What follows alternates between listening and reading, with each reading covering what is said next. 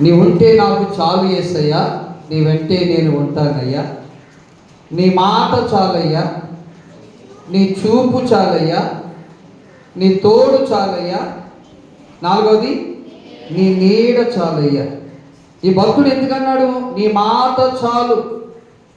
దేవుని మాట మనకు ఆదరణ కలిగిస్తుంది. ఒక మనిషి మాట ఒక మనిషికి బాధ కల్పించవచ్చు. ఒక మనిషి మాట ఒక మనిషికి దుఃఖము కల్పించవచ్చు. ఒక మనిషి మాట ఒక మనిషి జీవితాన్ని, సంసారాన్ని చెడగొట్టవచ్చు. అమ్మ మాట కూతురికి బాధ అనిపించవచ్చు. కూతురు మాట అమ్మకు బాధ అనిపించవచ్చు. కానీ దేవుని మాట మాత్రం ఆదరణ కలిగిస్తుంది. చప్పుడుగా దేవుని కనపరుచుకుందాం. దేవుని మాట నెమ్మది కల్పిస్తుంది. చూడండి 119వ కీర్తన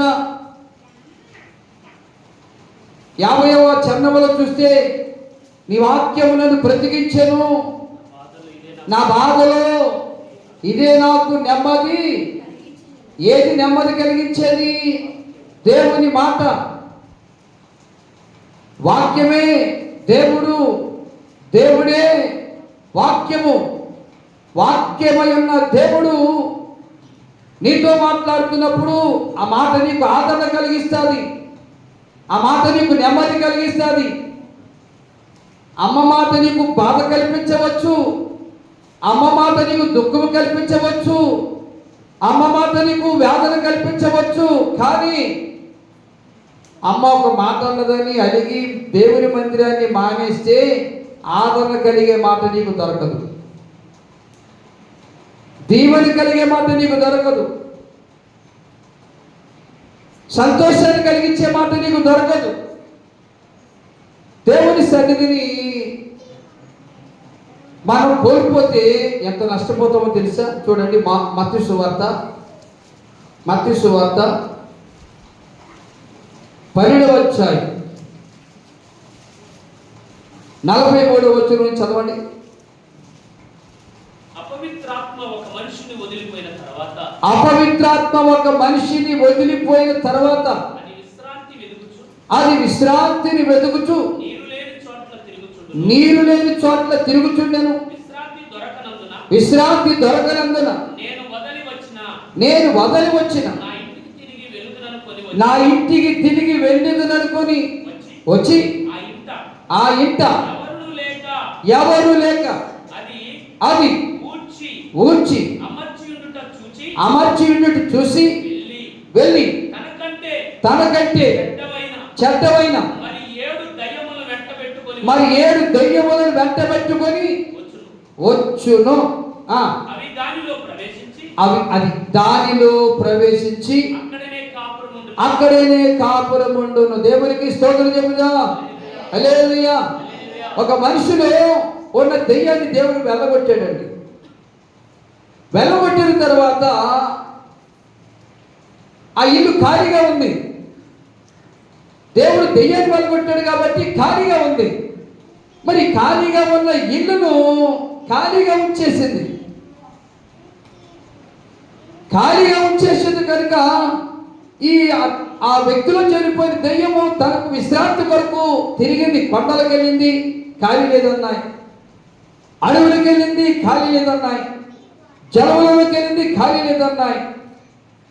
ఇలా మైదానాలకు వెళ్ళి ఖాళీ లేదన్నాయి. ఎక్కడా ఖాళీ దొరకలేదంట. అసలు నేను విడిచిపెట్టి వచ్చిన ఇల్లు ఎలా ఉందో చూద్దామని వచ్చిందంట. ఇప్పుడు వచ్చేటప్పటికి ఆ ఇల్లు ఎలాగుంది? ఖాళీగా ఉంది. అలికి శుభ్రం చేసి ఖాళీగా ఉంది. అబ్బా, ఎక్కడా నాకు దొరకలేదు. కొండల్లో దొరకలేదు, లోయల్లో దొరకలేదు, చెట్ల మీద తుప్పల మీద ఎక్కడా దొరకలేదు. నా ఇల్లే నాకు ఖాళీగా ఉంది కాబట్టి ఇంట్లోకి వెళ్ళాలంటే నా శక్తి చాలదు. ఇది ఏం చేసింది? 7 చెడ్డమైన దెయ్యాలు. ఏ దెయ్యాలట? చెడ్డమైన దెయ్యాలను తీసుకుని వచ్చి ఆ ఖాళీవని ఇంట్లోకి వెళ్ళింది. ఏంట్లోకి వెళ్ళిందమ్మా? ఖాళీగా ఉన్న ఇంట్లోకి వెళ్ళింది. ఎలా ఖాళీగా ఉంది ఇల్లు? స్తుతులు లేవు, స్తోత్రాలు లేవు, పాటలు లేవు, కీర్తనలు లేవు, వాక్యము లేదు, ధ్యానము లేదు, ఆరాధన లేదు. ఏమి లేవు కాబట్టి ఆ ఇల్లు ఖాళీగా ఉంది. ఆ ఇల్లే నీ హృదయం.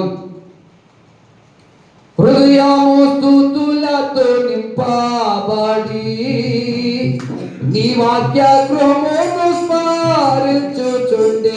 చప్పట్లు పట్టునా. మీ పెదనాన్ని అలాగే కొట్టేవాడు. నేను పాట పాడుతుంటే డబ్బు టక్క కొట్టేవాడు. హృదయము స్తుతులతో నింపబడి నీ వాక్య గృహమును స్మరించుచుండే. హల్లెలూయా ఆమేన్ హల్లెలూయా. చప్పట్లు గోల్గిరి కూడా కాదు. హల్లెలూయా.